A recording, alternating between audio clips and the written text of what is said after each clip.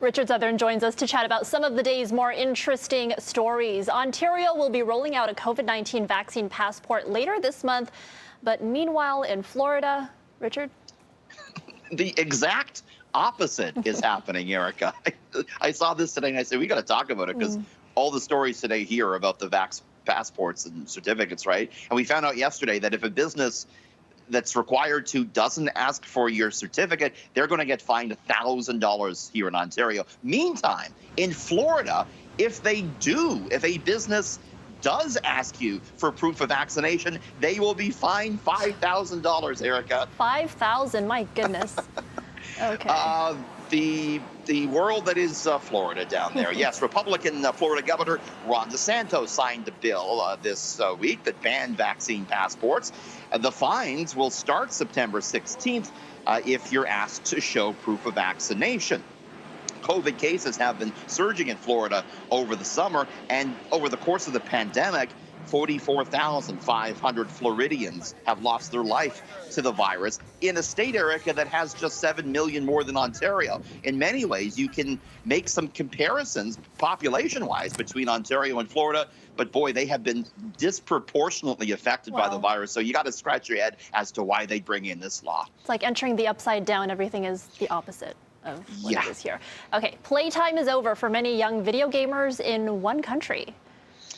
China. I want to get your take on this. This is really interesting. The government of China has brought in a law now that prevents anyone under the age of 18 from playing video games for more than 3 hours a week. This is an actual regulation they brought in.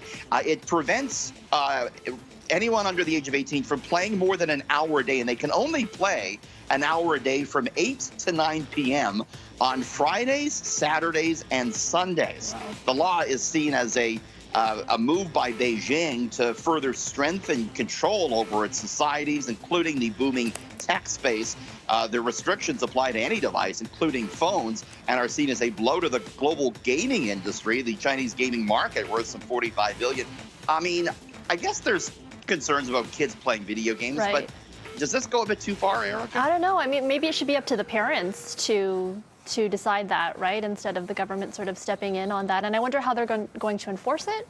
I don't know. Yeah, apparently there's a login, and people were saying, well, the kids might just use their parents' login. Right. But, you know, I just hope they don't bring in any laws here about, like, Twitter or Netflix usage, because you and I would be in big trouble. Way too much Netflix in my life. Withdrawals we would have, you know. Okay. Finally, everyone loves a good pizza party, of course, but throwing one in outer space presents some real logistical challenges. Yes, it's pepperoni floating in my eye, Erica. I want to show you this. This is the International Space Station. The other day, they actually had a pizza party there. They recently received a cargo ship that, among other things, contained pizza kits and cheese. So you can see the astronauts here putting on their their toppings, their tomato sauce. It's not floating all over the place. I guess it's stuck to the pizza there. Okay. Oh, yeah. Wow, pretty neat. Reminds me of that Simpsons episode when he's floating. I don't know if you've seen this one, and he's eating nuts or something like that. Yeah. That's when Homer snuck chips aboard, and then it almost killed them all. You know, Erica, this is not the first time a pizza's been in space. 2001, a Russian astronaut opened up a Pizza Hut pizza that he brought aboard. The BBC later reported Pizza Hut paid $1 million for that commercial opportunity. So this is not the first time they've had pizza up there. Pizza party in space. Gotta love it. Love it. Okay, thanks, Richard. Have a great night, and we'll see you again tomorrow. See you tomorrow.